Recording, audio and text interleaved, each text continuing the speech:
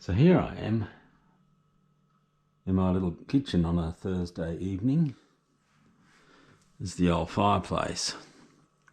Used to be a Metta's Canberra wood stove in here, which had probably been there since Pussy was a kitten. Anyway, one day my neighbour came to visit and he said, he lives about a kilometre away up there and in an old farmhouse. And he said, "Geez, your house is a bit cold, mate." I said, "Oh, no, not really.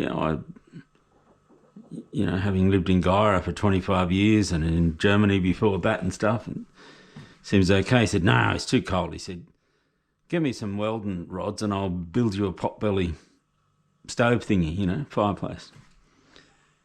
So I did, and this is what he came up with. And it's just, oh, by the way, it's beer o'clock, so cheers. It's just, he's a welder. He's a gun welder by trade. He's retired now. He's a year younger than me. He's 64 this year. I'll be 65 next week, actually. He's got solid steel billet here, just made this tray. This is made out of 3 truck rims. And then part of the rim, and then an old sprocket on top there.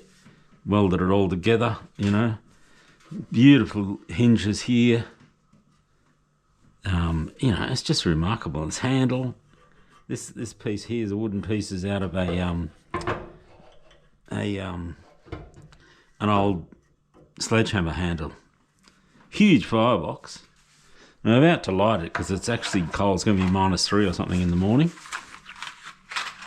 So we thought we might warm the kitchen up a bit, and hopefully that'll do a bit with the rest of the house. It draws really well. And put a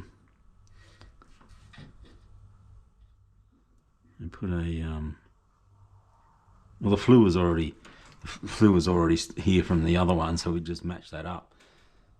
And excuse me. So we'll fire this up for a little while.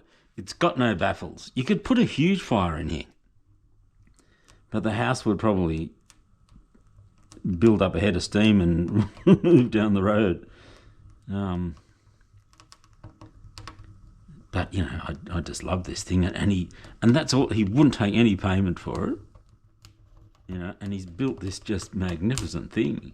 It's you look like the shape of it. I'm calling it R2D2, or just R2. Calling it R2.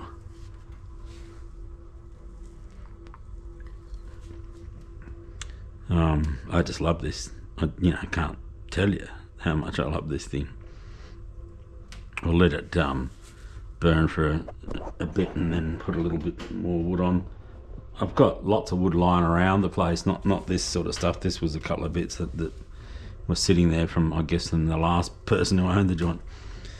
So I just split them and whatnot. I've got a wheelbarrow outside full of stuff, old pepper tree and stuff like that. I shouldn't have to pay for any wood for a couple of years, I wouldn't think. I don't think I'll use it a lot, because it's not the kind of fire you just keep going on a low burn all day and night. It won't really do that. You'd have to just keep feeding it. And it's not that cold here, by tomorrow by 10 o'clock it'll be warm enough not to have the fire. But let it go, I mean, the guy is just brilliant. Look at that. And just as well, we got to fire it up because it's pretty cool.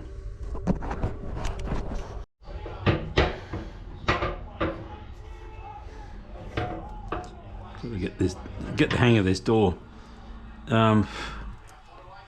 Just put a couple of bits of that old pepper tree in there to keep things going along, and we'll put a couple of larger bits on and see how it goes. It takes a little while for the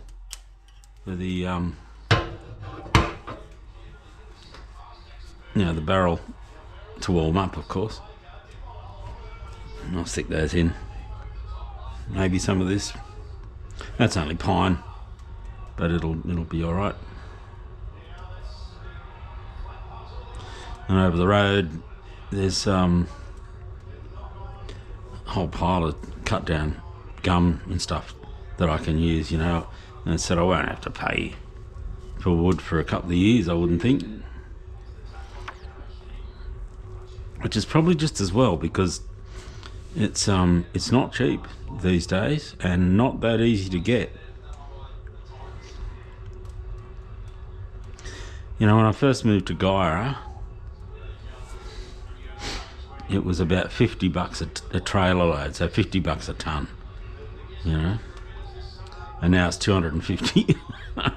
And still, I think I've said this in a video that I made recently.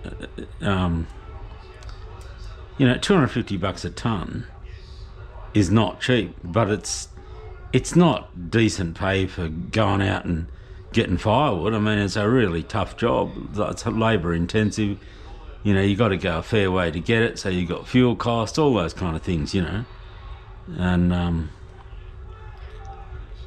you know, it's just one of those things that young blokes do when they're unemployed, hard up, whatever, you know, because it's a young bloke's thing to do. It's not an old bloke's job, that's for sure. And most people, townies anyway, most people who live in towns want their wood split before, you know, as they don't want to split it themselves. I've just got like a hand log splitter. I use that, you know, and just to split that sort of stuff. I think I know that Craig over the hill there, he's got a splitter thing, machine, you know, but he goes to his brother's place at near Condobolin and gets river red gum in huge, you know, logs twice the diameter of that barrel.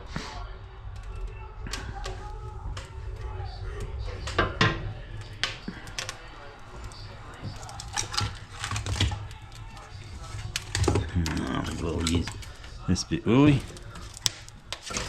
And shove a bit of this on with it.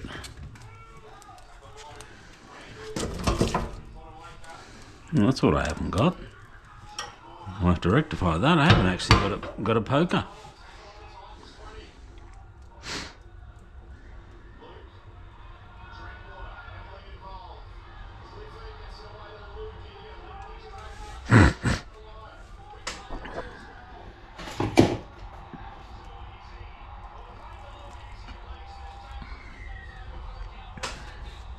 This old fireplace,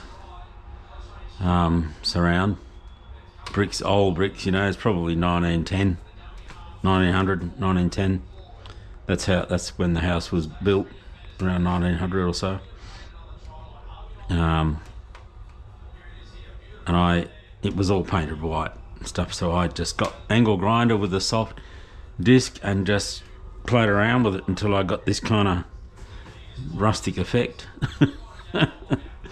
Yeah. Filthy dirty job because it's all paint, but a lot of it's probably lead based as well. Yeah. What'll I do? Drop dead soon?